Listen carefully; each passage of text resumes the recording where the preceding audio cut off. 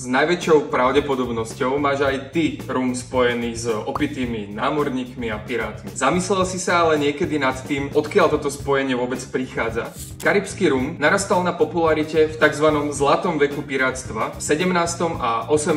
storočí. Piráti vtedy často ako lup a cennú komoditu akceptovali súdy s rumom. No a samozrejme, keď už ich mali na palube, tak niektoré z nich aj vypili. Zásadným je aj rok 1731, kedy britské kráľovské loďstvo zaviedlo pravidelný denný prídel rumu pre svojich námorníkov. Za viac ako 200 rokov tejto tradície sa ustalilo spojenie medzi rumom a námorníkmi, no a táto konotácia pretrvala až do dnešných dní. Ukončenie denných prídelov rumu prišlo v roku 1970, konkrétne 31. júla. Tento deň sa celosvetovo oslavuje ako Black Tot Day. Keďže sa tento milník opäť blíži, počas júla zverejním viacero videí zameraných práve na túto námornícku tematiku. Ak ich nechceš zmeškať, tak mi nezabudni hodiť follow.